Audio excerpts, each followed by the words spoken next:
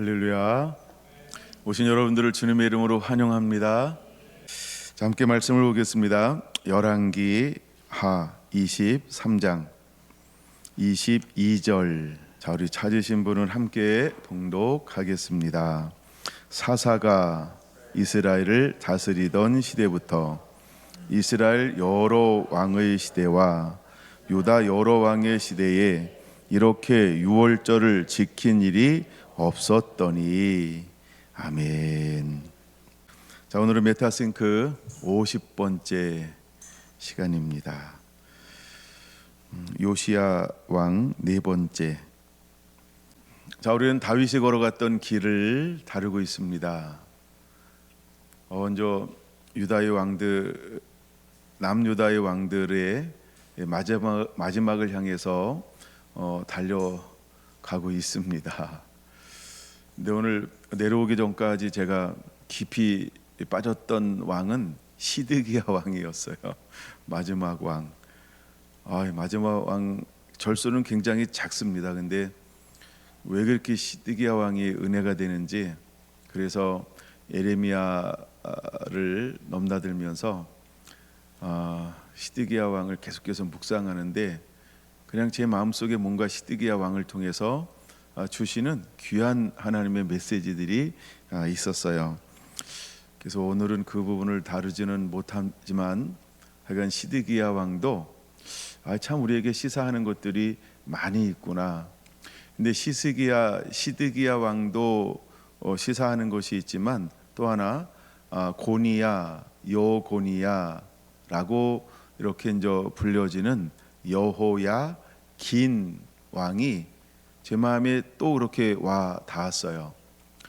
정말 우리가 본문에 보면, 성경에 보면 그렇게 길게 기록되어져 있지 않습니다. 근데 선지서들을 보면 이 여호야긴, 또 하나님은 여호야긴이 3개월 동안 통치했지만 그를 통하여 하나님께서 우리에게 무엇을 하고 싶었고 무엇을 남기고 싶어 했는가라고 하는 어떤 이런 부분들을 볼 수 있었습니다. 제가 첫 번째 붙들린 거 한 부분만 나누면, 시드기야는 그도 죽습니다. 그 다음에 자녀도 다 죽습니다. 큰일 났다는 생각이 훅 들어왔어요. 뭐가 큰일 난 걸까요? 다윗의 후손이 없어지는 것입니다. 그래서 고민하기 시작했습니다.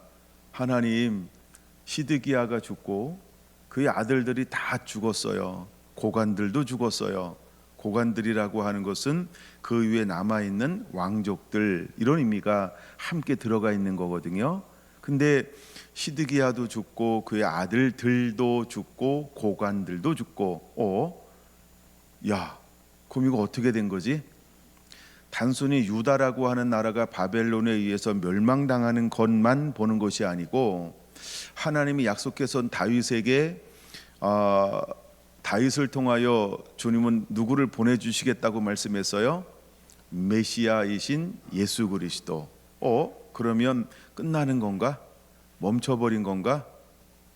그 다음은 어떻게 되는 것이지? 이거에 대한 이제 마음이 묵상이 되기 시작했어요. 그래서 계속해서 시드기야를 성경에서 찾아보기 시작을 했습니다. 정말 시드기야는 끝났습니다. 시드기야의 씨는 몽땅 사라져 버렸습니다. 그런데 어디에서 희망을 발견했다고요? 여호와 보시기에 악을 행하였던 19대 왕 여호야긴, 그는 하나님이 세우시다, 이런 이름의 뜻을 가지고 있는데, 그는요 포로로 끌려갔습니다. 놀라운 것을 예레미야에서 마지막 장에서 발견할 수 있습니다. 25장 37절에 보니까 37년 동안 하면서 이 열왕기 하는 누구로 마치고 있냐 하면 여호야긴 왕으로 마치고 있다는 거예요. 그걸 읽는데 희망이 솟는 거예요. 희망이 막 솟아오르는 거예요. 시드기야로 끝나는 것처럼 봤는데 하나님은 뭐죠? 등불을 끄지 아니하실 것이며 라고 한 말씀이 다시 기억났어요. 그렇구나. 하나님은 여호야긴이 끌려간 3개월 통치하고 끌려갔지만 하나님은 그를 통하여 일하시는구나 하면서 그가 옥에 몇 년 동안 갇혀 있었다? 37년 동안 갇혀 있었다라고 하는 거예요. 그리고 나서 제가 이제 에레미야를 살펴보기 시작하는데요. 아들이 몇 명이나 있었을까요? 7명의 아들이 있었는데요. 예, 그 중에 7명은 번성해 갔더래요. 이게 이제 에레미야 1장에서 4장까지 보여주는 이제 유다의 족보 이야기가 다시 나오기 시작합니다. 그럴 때 얼마나 번성하는지가 보여주고 있고, 그 다음에 5장에는 시몬 이야기들이 쭉 나오고 있고 이런데, 하나님은요 꺼져 버린 것만 같았던 유다의 가문을 또다시 하나님께서는 어디에서 바벨론이라고 하는 그 음침한 곳에서 하나님이 그 불을 끄지 아니하시고 다윗의 후손을 얼마나 융성하게 풍성하게 강성하게 이렇게 번성하게 만드는 은혜를 베풀어 주는 것을 발견하게 되었다는 것입니다. 어떤가요, 여러분? 우리는 할 수 없으나 하나님은 하실 수 있고 하신다라고 하는 겁니다. 우리의 눈으로 볼 때는 희망도 소망도 보이지 않습니다. 어쩌면 절망과 낙담할 수밖에 없는 환경을 만난다 할지라도 나와 함께 하시고 나의 등 뒤에서 도우시는 하나님은 가장 아름다운 계획을 갖고 변하지 아니하며 이어간다라고 하는 놀라운 사실을 여러분 오늘도 믿음으로 취하시게 되기를 바랍니다. 그러므로 우리를 향한 하나님의 약속을 받는 것은 굉장히 중요합니다. 하나님 말씀은 1.1핵도 떨어질 수 없습니다. 사라질 수 없습니다. 반드시 이루어질 것입니다. 자, 우리가 이제 그런 부분들이 제가 계속해서 지금 하여간 어제 계속해서 말씀을 준비하고 난 다음에 마지막에 그것에 대해서 붙들렸어요. 잠이 안 오더라고요.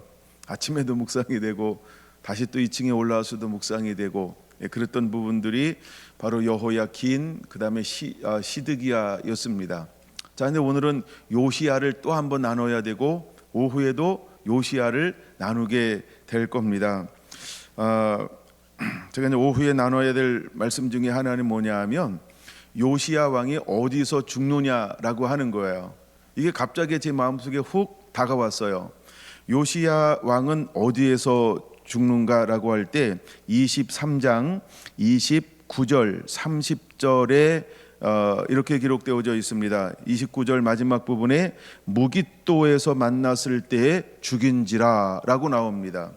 그럼 요시야 왕은 어떤 인물이냐 하면 마지막 개혁자. 일단 우리가 보여질 때 요시야는 마지막 개혁자라고 하는 겁니다. 근데 그가 어떤 죽음을 맞이하게 되냐 하면 이제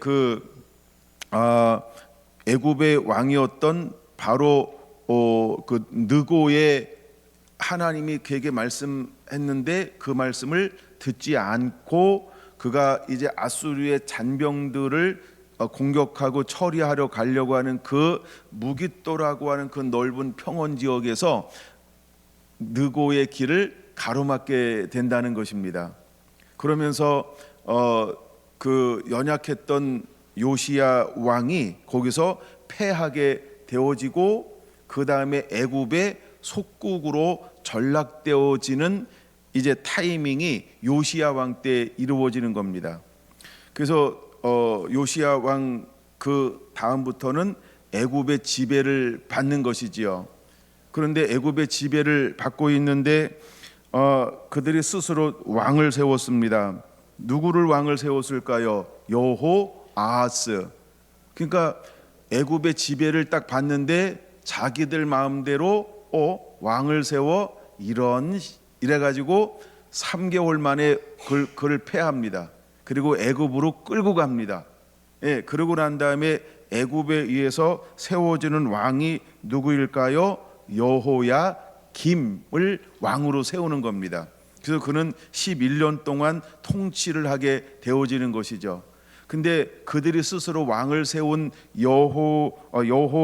여호아하스 여호야김의 동생이었다라는 거죠. 우리가 이제 나이를 살펴보면 그렇게 되는 거죠. 근데 약간 이런 정치적인 많은 혼란들이 막 겪어집니다. 그러는 가운데 바벨론은 점점점 어떻게 되어질까요? 부강하고 강성하며 애굽보다 더 강력한 나라가 되어지는 것이죠. 그래서 그 다음부터는 이제 애굽이 물러가고 다시 이 땅을 누가 차지하게 되어지게 될까요? 바벨론이 차지하게 되어지는 이 과정들이 이제 마지막에 급격하게, 성경에는 많이 보이지 않지만 성경 바깥 역사를 보면 아주 급박하게 또 이런 세력의 재편이 이루어지고 있는 것을 우리가 함께 보아야 한다는 겁니다. 그런 가운데에서 이제 이 하나님의 사람들은, 또 왕들은 어떤 길을 걸어가게 되어지는가? 물론 애석하게도 여호와스, 여호야김, 여호야긴, 시드기야는 여호와 보시기에 악한 길을 걸어가게 되어진다는 겁니다. 그러면 그들이 여호와 보시기에 악한 길을 걸어갈 수밖에 없는 정치적 판단을 내릴 때 이런 생각이 들었어요. 왜 그들은 여호와 보시기에 악한 길을 걸어갔을까라고 말입니다. 유다라고 하는 나라는 작은 나라입니다. 그리고 아직 국력이 그렇게 좋지 않습니다. 그 다음에 자기에 비해서 외세는요 너무너무 거대하고 강력했습니다. 그럼 여호와 보시기에 악했다라고 하는 것은 그들이 무엇을 택한 결과일까요? 그렇죠? 사람을 기쁘시게 하랴 하나님을 기쁘시게 하랴라고 했을 때 유다라고 하는 나라는 작게 보이고 외세는요 너무 크게 보이는 거예요. 이때 오는 게 뭘까요? 음의 기죽어.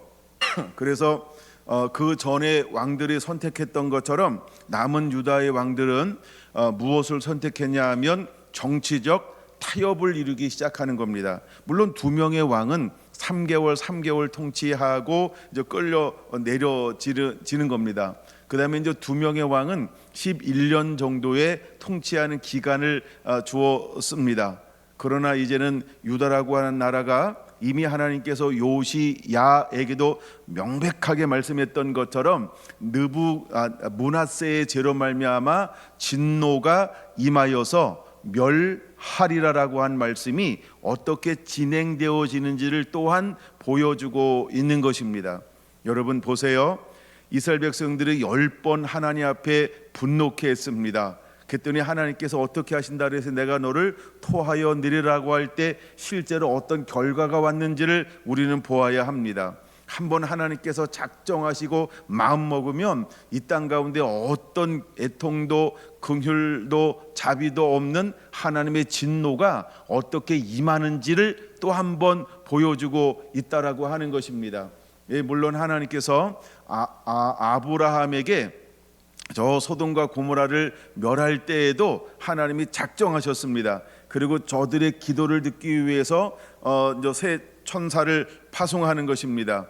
그러고 난 다음에 그 일상을 다 보는 거죠. 그랬더니 아브라함이 막 기도하며 씨름합니다. 여호와여 의인 50명이 있으면 하면서, 근데 하나님께서 의인 50명이 있으면 멸하지 않겠다라고 말씀하십니다. 10명까지 내려왔습니다. 더 이상 찾을 수가 없었습니다.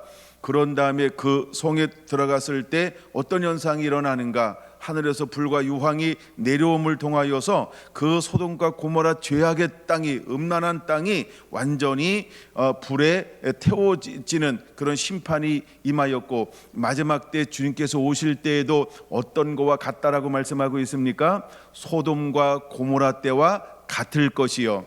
그거는 우리가 사는 이때에도 하나님의 마음에 무엇을 격발시킬 수 있을까요? 분노를 격발시킬 수 있을 정도로 이 땅 가운데 타락함이 어마어마하게 심화될 거라고 하는 겁니다. 그 중에 어떤 죄가 심화될까요? 음란의 죄라고 하는 겁니다. 성적인 죄라고 하는 겁니다. 성의 타락과 무너짐이 정말 하나님의 진노를 격발시켜 멸망시킬 수밖에 없었던 것과 똑같은 현상이 일어나게 될 거라는 걸 우리가 기억해야 합니다. 우리가 놓치지 않아야 할 것이 하나 있다고 한다면 창세기 6장입니다. 창세기 6장 하나님께서 무엇을 보고 한탄하셨고 후회하시고 멸하기로 마음을 먹으시든가요? 생각이 오를 때부터 악함을 인하여 라고 하는 겁니다. 또 하나 놓치지 않아야 합니다. 그렇죠. 이제 천사들이 내려와 여자와 하나가 되는 이런 모습들, 그래서 하나님의 그들의 영을 거두었더니 그들이 무엇이 되었더라? 육체가 되었더라 라고 하는 겁니다. 그래서 하나님께서 사람 지으심을 한탄하시고 기식 있는 모든 것들, 그러니까 코로 숨을 쉬는 것들을 멸하기로 하나님께서 작정하셨다라고 하는 겁니다. 여러분, 그 시대의 의로운 사람들은 어떤 사람이 살아 있었을까? 아담의 계보를 따라 열대까지 내려오는 사람이 노아였습니다. 그게 노아와 그 남은 사람만 의로운 삶을 살았고 하나님의 심판하기 직전에 모든 구대까지는 하나님의 부르심을 받았고 남은 사람들은 노아 가족 외에는 남지 않았습니다. 근데 노아는 어떤 삶을 살았습니까? 여호와 보시기에 의로운 사람이로다. 당대에 의로운 사람이로다. 의라고 하는 것은 무엇이냐 하면 하나님의 말씀을 가지고 그대로 삶을 살아내어 순종하는 사람, 이 사람을 의로운 사람이라고 말하는 것입니다. 그럼 여러분, 오늘 이때 우리는 어떤 삶을 살고 있어야 할까요? 주여 주여 하는 자가 다 천국에 들어갈 것이 아니고 다만 하늘에 계신 아버지의 뜻대로 행하는 자만 들어갈 수 있는 것처럼 우리는 말씀대로 사는 자가 되어야 할 줄로 믿습니다.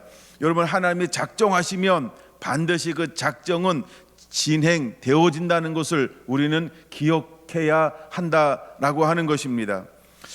오늘날 우리가 이 땅 가운데 또다시 일어나는 것, 전 세계가 합법을 가장해서 불법을 합법으로, 그 다음에 하나님 보시기에 역겹고 더러운 법들을 만드는 이런 것들은 어디서 나오는 것일까?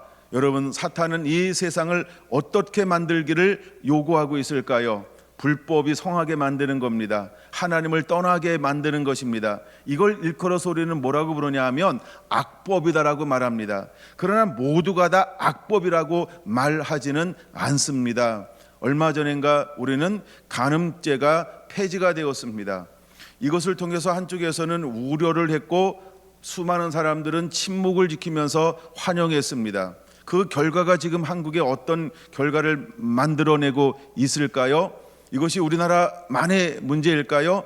절대 그렇지 않습니다. 세계적인 성의 무너짐, 가정의 파괴됨의 원인들을 만들어가고 있는 것 중에 하나라고 하는 겁니다. 그 쓰나미가, 그 영향력이, 그 세력들이, 국제적인 세력들이 끊임없이 한국에도 노비를 합니다. 그리고 공격해 옵니다. 한국도 넘어뜨리려고 하고 있습니다. 이미 30년 전부터, 20년 전부터, 10년 전부터 세계의 모든 유수하게 경제적으로 잘 사는 나라들을 합법적으로 그들이 들어왔습니다. 그리고 그들은 노비하기 시작합니다. 누구에게 노비할까요? 법을 전공하는 사람들, 그 다음에 법을 만드는 국회의원들, 그 다음에 그것들을 후원할 수 있는 경제인들을 그들은 뒤에서 배후 협력하며 조정하고 그들이 후원하고 있다라는 겁니다. 그러나 그들의 세력은 한 번으로 끝나지 않습니다. 그들은 지치지도 않습니다. 그들은 멈출 의향이 없는 것입니다. 그래서 한국이라고 하는 청정 국가가 성적인 범죄로 가정에 파괴되어지고 인권을라는 아주 멋있는 이름으로 들어와서 한국의 가정들을 파괴하고 유린하고 있다는 것이지요. 근데 우리는 이것을 좋은 걸로 포장함으로 말미암아 동방예의지국이라고 하는 모든 이 가정문화, 그 다음에 생활문화, 그 다음에 성의 문화를 파괴해버리고 있다라고 하는 겁니다. 이것이 실제적으로 드러나는 것 중에 이제 하나가 무엇이냐 하면 동성애를 합법화하자, 즉 그들의 소수를 보호하기 위해서 다수가 침묵하게 만드는 법을 그들은 끊임없이 상정하고 또 상정하고 있는 것입니다. 여러분, 그들이 어떤 짓을 하든 그들을 손가락질한 적이 있을 수 있지만 손가락질한 적이 없습니다. 근데 그들은 아예 자기들이 무슨 짓을 하도 딴 사람이 말하면 벌금, 말하면 구속이라고 하는 형사법을 적용하는 법을 만들기 위해서 혈안이 되어져 있다라고 하는 것입니다. 여러분 케오 축제를 본 적이 있나요? 가본 적은 없어도 사진을 본 적은 한 번쯤은 있겠죠.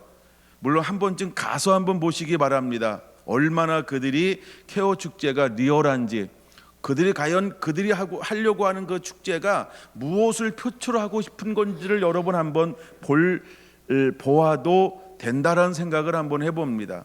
왜 그런 생각을 해볼까요? 여러분 그들은 뭔가 수치를 드러내는 일을 하는 것입니다. 아담과 하와가 범죄하고 하나님이 올 때 부끄러워하여 숨었나이다 라고 말합니다. 근데 그들은 어떤 것을 표방하기를 원하는 겁니까? 부끄러움을 드러내는 것입니다. 아니 뭐 여기가 수영장입니까? 여기가 뭐 탈의실입니까? 근데 이제는 그들은 공공장소에서 성과 상관하지 아니하고 자신의 몸을 그냥 드러내고 싶다는 겁니다. 근데 내 몸을 딱 드러냈을 때 뭐라고 하는 거예요? 어머 부끄러워, 무슨 짓이야, 어휴 대낮에, 어이 미친 것들, 어휴 얘들이 왜 이런데? 이러면 뭐라고요? 수치심을 유발했다고 해서 법으로 고소할 수 있는 것을 만들고 싶어 하는 것입니다. 그래서 그들은 자기들이 하고 싶은 마음껏 그냥 막 벌거벗고 돌아다니는 것을 마음껏 하고 싶다, 이걸 법으로 만들어라. 근데 내가 하고 싶은데 벌거벗고 돌아다니는데 누가 뭐라고 하면 아우 이 사람들을 다 어떻게 하길 원하는 거예요? 벌금 물려, 감옥에 가둬야 돼, 그 말 못하게 해, 내 자유인데 내 마음대로 하는 거지, 쟤들 왜 이러는 거야? 정말 이게 법입니다. 어떤 거예요 여러분? 제 표현이 가한가요? 이 법을 만들고 싶어 하는 것입니다. 근데 단순히 이것으로 끝날까요? 여러분 하나님은 우리에게 이렇게 말합니다. 창세기 1장 28절이요, 너희는 생육하고 번성하라. 생육을 그들은 방해하는 것입니다. 그들은 정상적인 성관계를 통하여서 하나님께서 생육하고 번성하여 땅에 충만하며 온 만물을 다스리기를 원하셨습니다. 근데 그들이 주장하는 것은 무엇일까요? 생육하는 것을 반대합니다. 남자와 남자, 여자와 여자, 생명이 만들어질 수 있을까요? 생명은 만들 수 없습니다. 그럼 이것은 배후에서 누가 하는 걸까요? 사단이 사주하는 것입니다. 하나님은 생명을 만들기를 원하는 것입니다. 한 남자와 한 여자가 만나 사랑함을 통해서 하나님은 생육하여 번성하기를 원하는 것이 하나님의 방법입니다. 근데 요즘에 과학이라고 하는 이름을 빌려서 생명공학, 줄기세포, 뭐 여러 가지 이제 이런 것들이 있는데, 이런 것들을 통해서 사탄이 하고 싶어 하는 게 뭘까요? 복제라고 하는 겁니다. 그래서 복제라고 하는 그 내면에는 어떤 것이 숨어져 있을까요? 나 영원히 살고 싶어, 나 늙고 싶지 않아, 나 청춘이고 싶어 라고 하는 어떤 이런 인간의 야망, 욕망, 이기심, 이런 것들이 자리 잡고 있는 겁니다. 그래서 끊임없이 이런 것들을 과학이라고 하는 이름을 빌려서 윤리와 도덕에 상관하지 않고 만들어내고 싶어서 그들은 법이라고 하는 합법을 가장하여 불법이 온 땅 가운데, 만민 가운데 들어오게 만들고 있는 것입니다. 여러분 한국의 의학과 제약 회사들만 양심과 도덕이 있어야 될까요? 아니면 미국만 있어야 될까요? 영국만 있어야 할까요? 중국은 없어도 되고 인도는 없어도 되고 러시아는 없어도 될까요? 아닙니다. 여러분 모든 나라가 그쵸, 윤리와 도덕이 있어야 하는 겁니다. 근데 그들은 투트랩을 쓰고 있다라고 하는 것이죠. 한쪽에서는 반대하고 한쪽에서는 어마어마한 재정을 투자하면서 그 부분을 발달시키고 있다라고 하는 겁니다. 여러분 이런 학문들이, 이런 의료계 학문들이 어느 쪽에서 더 많이 발달할까? 전쟁이 일어나면 전 세계의 경제는 활성화되어집니다. 이제 경제를 연구하는 사람들이 발표를 합니다. 세계 경제가 가장 어려울 때 반드시 그들은 전쟁을 일으킨다라고 말합니다. 이것이 지나온 역사라고 이야기합니다. 근데 그 전쟁을 통해서 또 하나 하는 것들이 무엇일까요? 우리가 강력한 피해를 당했던 것처럼, 근데 꼭 일본만 한 것이 아닙니다. 이미 다른 나라도 수많은 의학적, 이걸 우리가 생체 실험이라고 말합니다. 전 세계가 전쟁을 한쪽에서 하고 또 한쪽에서는 무엇을 했을까요? 그 중에 하나가 생체 실험이라고 하는 겁니다. 왜 생체 실험을 할까요? 안 죽고 싶다는 겁니다. 영원히 살고 싶다는 것입니다. 이 두 가지를 끊임없이 했습니다. 근데 우리가 잘 아는 것처럼 일본의 731 부대인가요? 그래서 그들은 대동아 전쟁을 통하여서 생체 실험을 해서 의학의 기술들을 축적을 했습니다. 여러분, 우리가 의학 그러면 미국의 의학이 가장 좋을까? 일본의 의학이 가장 좋을까? 아니다. 이름 안 나온 나라가 하나 있죠? 독일이 가장 좋을까? 어디가 가장 좋을 거라고 생각하세요? 여러분, 정말 아프고 불치병에 걸렸다 그러면 내가 돈이 막 싸놨는데 쓸 수 없을 정도로 싸놨어요. 어디로 갈까요, 여러분? 그 정도 안 싸놔서 생각이 없었구나. 사람들은 하여간 셋 중에 하나를 간답니다. 미국을 가든지 일본을 가든지 독일을 가든지. 왜 그럴까요? 그들이 전범을 통해서 그런 기술들을, 의학의 기술들을 축적하고 있기 때문에 그렇습니다. 때로는 대중화시키고 때로는 은밀하게. 이것도 계급에 따라서 정보가 다를 수 있습니다. 근데 하여간 이런 거. 그래서 그들이 하려고 하는 것 중에 하나는 무엇일까? 결국 하나님께 대한 도전이라고 하는 겁니다. 그들은 하나님을 떠나 스스로 이 땅 가운데 뭐 하고 싶은 겁니까? 영원히 젊은 피를 가지고 살고 싶다라고 하는 것입니다. 이미 널리 알려진 것처럼 부유한 사람들은 피를 바꾼답니다. 젊은 사람의 피를 수혈받는다고 합니다. 그럼 실제로 피에는 뭐가 들어있습니까? 생명이 들어있습니다. 생명이 들어있는데 젊은 사람의 피에는 또 무엇이 들어있을까요? 활력, 이런 것이 있대요. 막 그 피를 바꾸면 막 힘이 솟는다는 거예요. 그러니까 어떤 사람들은 정기적으로 젊은 사람들의 피를 수혈한다라고도 이야기합니다. 맞는 이야기인가요? 여러분이 찾아오세요. 그 사람들의 욕망은 무엇일까요? 우리가 잘 아는 진시황이 있었습니다. 그는 아주 유명한 이야기가 있지요. 뭐 하고 싶었을까요? 죽고 싶지 않았습니다. 아니요, 늙고 싶지도 않았습니다. 더 나아가 그는 영원히 살고 싶었습니다. 불로장생. 죽고 싶지 않은 거예요. 어떻게 살고 싶은 거예요? 영원히 팔팔하게 살다가, 우리가 뭐 그런 말도 쓰는 것처럼 팔팔하게 살다가, 하여간 대표적인 우리에게 알려진 왕이기도 합니다. 그러나 그도 죽었습니다. 죽지 않기 위해서 온갖 것을 동원했던 사람들은 모두가 다 지금도 죽었습니다. 그리고 앞으로도 죽을 것입니다. 여러분, 그들에게 무엇이 없는 걸까요? 살아있는 영이 없습니다. 그들의 관심은요, 오직 이 땅에서 살고 있는 한 평생만을 생각하기 때문에 그렇습니다. 땅에서 땅을 지배하는 신이 있습니다. 그 신이 누굴까요? 우리는 사단, 마귀, 용, 옅뱀이라고도 말하는 사단인 것입니다. 그는 세상적이고 정욕적이고 마귀적입니다. 근데 그는 무엇을 통하여 일할까요?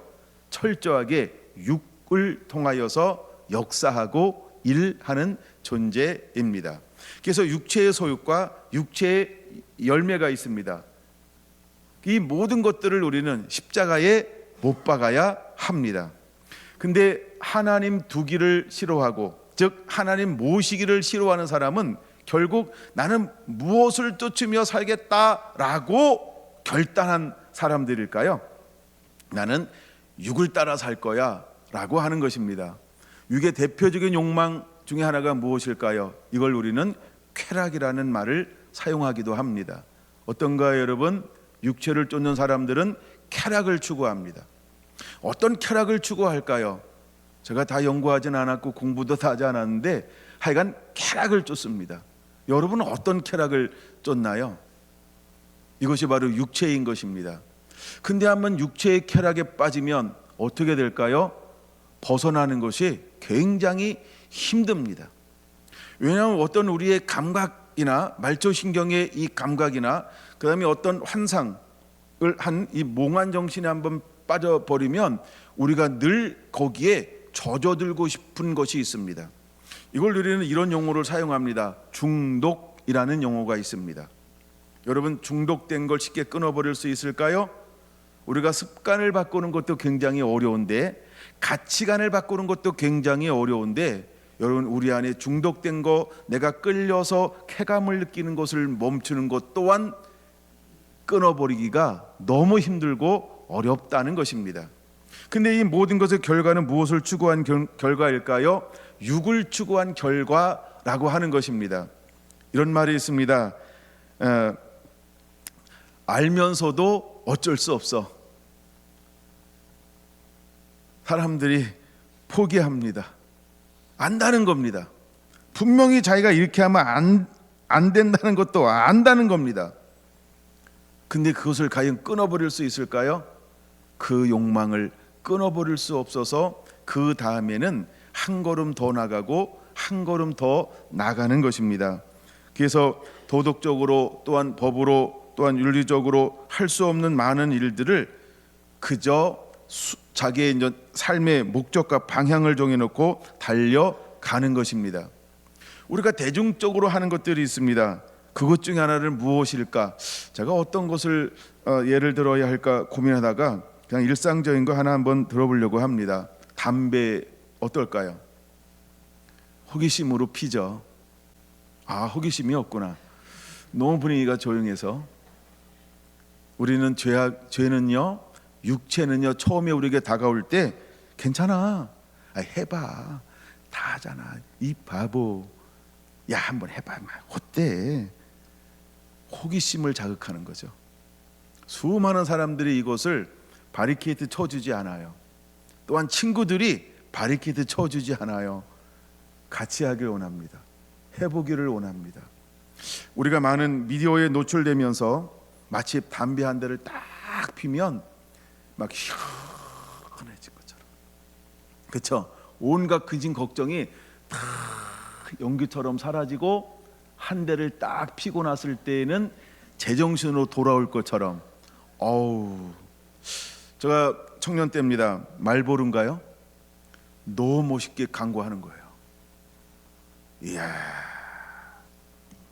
유혹을 안 받았어요. 그 멋있구나 그러고. 여러분 어때요? 세상은 우리를 그냥 놔두지 않습니다. 끊임없이 우리를 유혹하고 미혹해 올 것입니다. 근데 이거 한번 시작하면 끊는 게 쉬울까요? 끊었다가 다시 하는 게 빠를까요? 여러분 어떨까요? 마음 먹은다고 다 될까요? 안 돼요. 이게 뭐라고요? 중독이고 끌림입니다. 유혹입니다. 미혹입니다. 사탄은 이렇게 우리에게 들어와서 중독이라고 하는 걸 통해서 우리를 변화시켜 가고 있습니다. 여러분, 그 중에 우리를 자극하는 것 중에 가장 센 것이 뭘까요? 잊을 수 없는 가장 센 게 뭘까요? 그것이 바로 성이라고 하는 겁니다. 가장 우리가 누릴 수 있는 쾌감 중에 하나가 성이라고 말합니다. 그런데 사단은 그것을 통하여 사람을 유혹하고 있는 겁니다. 모든 육체의 범죄 중에 성경에서 가장 많이 기록되어지고 앞순위에 나오는 육의 욕망은 무엇일까요?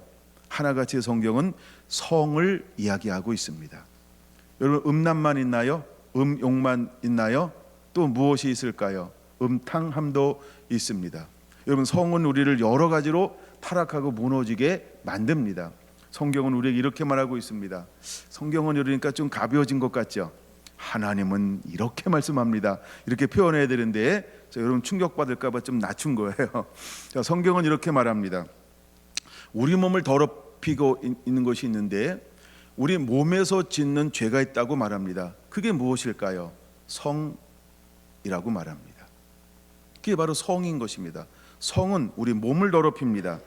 근데 하나님은 우리의 몸을 무엇으로 창조하셨나요? 하나님의 전으로 창조하셨습니다. 그래서 하나님이 흙으로 사람을 만지시고 그의 생기를 불어넣어 우리와 함께 우리 안에 머무셨습니다. 이게 뭐라고요? 하나님의 성전. 그래서 우리의 몸은 하나님의 전입니다. 전, 하나님이 머무시는 곳, 하나님이 임재하는 곳이었습니다. 근데 이것을 못마땅하게 여겼던 타락한 사탄이 있습니다.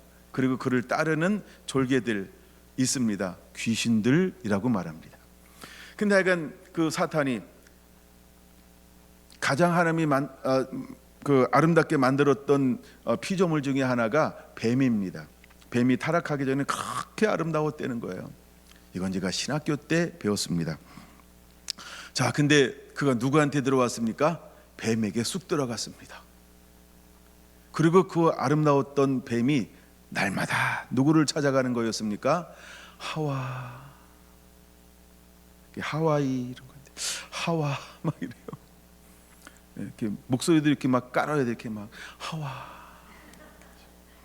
하와는 이런 목소리 싫어할까? 그러니까 하와 막 이런 거 굵은 목소리로 가지고 해야 될까요? 어쨌든 하여간 매일매일 하와를 찾아갔습니다. 그리고 그와 친밀해지기 시작하는 겁니다. 그리고 이것을 먹는 날에는 하면서 계속 관심도 없었고 마음에도 없었고 쳐다보지도 않았던 무엇 하나에 꽂히게 만드는 겁니다. 그게 미혹입니다. 결국 그는 떠났습니다. 그가 하나님의 말씀을 내려놓는 동시에 그 손이 선악과를 향하여 움직였던 그 손은 자동으로 입으로 갔고 입은 자동으로 그것을 받아들였고 그것을 씹어 삼키는 동시에 몸에 놀라운 변화가 일어났습니다.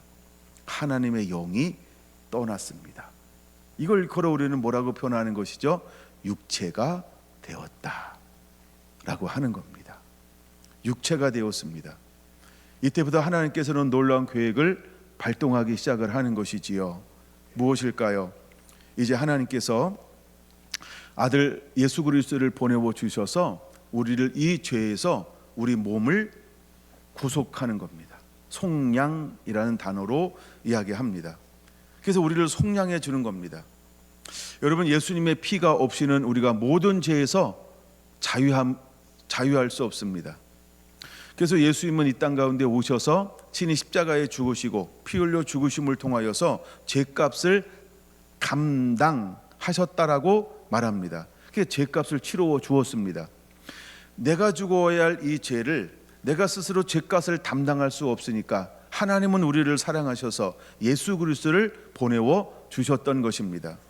그러므로 누구든지 예수님을 믿으면 이제 나의 의지와 상관하지 않고 예수님께서 한번 실패했던 범죄했던 아담의 죄를 용서하여 주심을 통하여 예수님을 믿기만 하면 그의 공로로 의지하여 우리 모두는 죄값을 담당하였기 때문에 영원한 생명을 소유할 수 있게 되어지는 것입니다. 예수님을 내 안에 모시는 동시에 우리 모두는 영원한 생명을 얻는 것입니다. 여러분, 이것은 놀라운 비밀이라고 하는 것입니다. 우리 모두가 이 비밀을 소유하게 되기를 원하고 이제 우리 안에 생명이 들어올 수 있는 이 조건이 하나 있습니다. 그것이 무엇일까요? 내가 죄인인 것을 인정하고 예수님을 내 안에 모시는 것입니다. 근데 사탄은 끊임없이 고린도 후서에 말하고 있는 것처럼 우리를 하나님의 빛이 우리 마음에 비치지 못하도록 미혹하고 유혹하고 현혹시키고 있다라고 하는 것입니다. 그러나 우리는 사탄의 어떤 유혹에도 흔들리지 아니하고 생명 되신 예수님을 우리 마음에 모셔야 할 줄로 믿습니다. 그리하면 모든 쾌락과 유혹을 이겨낼 수 있습니다. 끊어버릴 수 있습니다. 참 자유함을 누릴 수 있습니다. 내게 능력 주시는 자 안에서 내가 모든 것을 할 수 있다라는 말씀은 내 안에 있는 모든 감각적 쾌락으로부터 자유할 수 있다라고 하는 말씀과 똑같은 것입니다. 근데 수많은 사람들이 죄의 쾌락을 끊어버리지 못합니다. 죄의 유혹을 끊어버리지 못합니다. 그러나 예수 그리스도를 의지하면 그분의 이름을 부르면 모든 유혹과 쾌락을 이길 수 있다는 것입니다. 여러분, 말씀에는 능치 못함이 없습니다. 우리 구주 예수 그리스도는 능치 못함이 없는 분인 걸 믿으시기 바랍니다. 하나님 말씀은 살았고 운동력이 있습니다. 변화시키지 못할 아무것도 존재하지 않는다는 것을 믿으시기 바랍니다. 이것이 하나님께서 우리에게 주시는 놀라운 은혜인 것입니다. 그래서 예수님께서는 다시 아담을 통하여 잃어버렸던 우리의 전을 누구를 통하여 회복하셨나요? 예수 그리스도를 통하여 십자가에 피 흘려 죽으시고 다시 생명으로 부활하심으로 우리에게 성령을 부어주시면서 그 성령이 어디에 오시도록 은혜를 부어주었나요? 고린도전서 3장 16절 17절은 말합니다. 우리의 몸을 거룩한 전으로 삼아 주셨습니다. 이제 우리는 거룩한 전인 것입니다. 이제 우리 몸을 거룩한 전으로 회복해야 할 줄로 믿습니다. 성도라고 하는 것은 어떤 것일까요? 거룩한 물이라고 하는 것입니다. 성도, 세인트는 구별되어졌다라고 하는 말입니다. 이제 우리는 세상과 구별되어져야 합니다. 죄악과 구별되어져야 합니다. 모든 죄의 유혹과 구별되어져야 합니다. 모든 육체를 따라가는 모든 유혹, 쾌락, 만족, 세상에서 얻어질 수 있는 것으로부터 우리는 세인트, 구별된 자가 되어야 합니다. 그리고 오직 하나님과 말씀 안에서 예배 가운데 찬양과 기도하며 주님 주셨던 이 복음이신 예수 그리스도를 증거하는 것이 우리를 살게 하는 삶의 의미가 되어야 할 줄로 믿습니다. 여러분, 오늘 우리는 이것을 위해서 100만 명이 모이자고 합니다. 그리고 또 100만 명이 인터넷을 통하여 함께 마음을 모아보자라고 말하고 있는 것입니다. 이것은 어쩌면 거대한 물결입니다. 어떤 테트라포스, 어떤 방파제도 막아낼 수 없는 것처럼 너무나 거대하게 밀려오고 있습니다. 그러나 중요한 것은 나는 약하지만 나와 함께 하시고 내 안에 계시며 우리를 도우시는 예수님은 가장 강한 분인 것을 우리는 기억해야 합니다. 한 사람 한 사람들이 모여서 할 수 있는 것이 없는 것처럼 보일지 모릅니다. 여러분, 공권력이라고 하는 건 너무너무 무서운 것입니다. 법이라고 하는 것은 굉장히 파괴력을 가지고 있습니다. 그러나 그보다 더 강력한 것이 있습니다. 그것은 바로 은혜의 법인 것입니다. 여러분, 예수 그리스도는 우리에게 은혜를 부어줄 것입니다. 누군가가 하나님 말씀에 순종하고 그 말씀을 따라 삶을 살아갈 때 주님은 그 한 사람으로 말미암아 이 나라를 하나님은 새롭게 하실 것입니다. 저는 예레미야 5장 1절을 기억합니다. 공의를 찾는 사람, 정의를 구하는 한 사람만 있어도 내가 이 성을 멸하지 아니할 것이요. 그렇습니다. 하나님은 그 한 사람을 찾고 있는 것입니다. 말씀의 사람, 순종의 사람, 사랑의 사람, 성령의 사람, 하나님을 경외하는 그 한 사람만 있어도 하나님은 이 나라를 모든 죄악의, 또한 모든 성윤리의 모든 세파에서 청정 국가로 남아있을 수 있는 그런 나라로 하나님께서는 만들어 가실 것입니다. 꼭 100만 명이 아니어도 됩니다. 꼭 200만 명이 아니어도 됩니다. 이것을 주축으로 이 깃발을 들고 이끌어가는 모든 교계의 지도자들과 또한 한마음 한뜻이 되어 이것을 정말 다른 의미가 아닌 이 나라를 하면 기뻐하는 나라로 지켜내겠다라고 하는 헌신의 수많은 손길들이 모아져서 하나님이 일하실 수 있는 그날이 되기를 원합니다. 이것은 또 하나의 시작입니다. 이건 또 하나의 발걸음입니다. 이 한 번의 모임으로 무엇인가 될 수 있는 것이 아닙니다.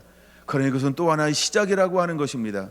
저는 마지막으로 이런 부분들을 나누고 싶습니다. 성경 보면 대적들이 이스라엘을 쳐들어왔습니다.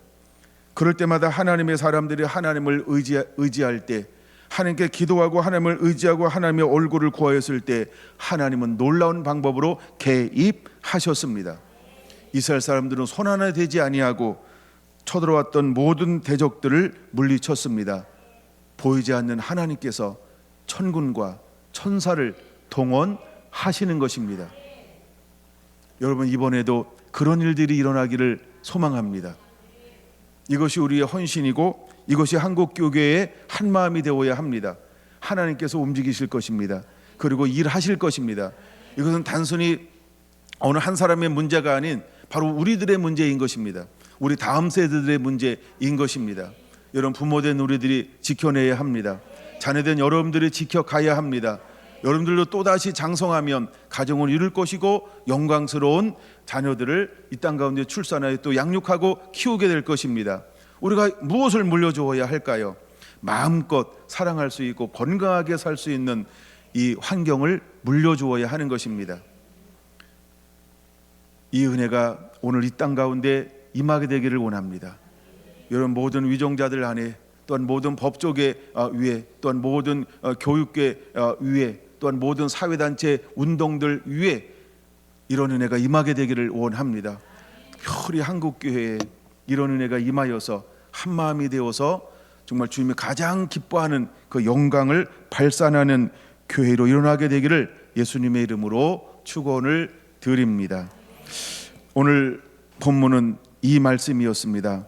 사사가 이스라엘을 다스리던 시대부터 이스라엘 여러 왕의 시대와 유다 여러 왕의 시대에 이렇게 유월절을 지킨 일이 없었더니. 여러분, 유월절은 출애굽입니다. 유월절은 예수님이 십자가를 지셨습니다. 여러분, 유월절은 승리의 날인 것입니다. 유월절은 또 하나의 시작이요 출발이라고 하는 것입니다. 제가 영어 단어 하나 사용하겠습니다. 머리를 그려야 되는데요. again, A-G-I-N. A를 떼어버렸습니다. 그럼 무엇만 남을까요? 이게 무슨 단어일까요? gain이 무슨 뜻일까요? 얻었다, 얻다, 이런 겁니다. 우리가 시작하면 포기하지 않고 또 시작하고 또 시작하고 또 시작하면 반드시 어떤 결과가 맺어지게 될까요?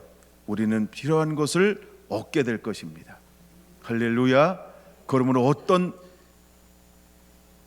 강대한 세력이 있다 할지라도 우리가 포기하지 않고 물러서지 아니하고 때로는 잠잠하지 아니하고 일어나는 거룩한 무리가 되기를 예수님의 이름으로 축원을 드립니다. 아멘.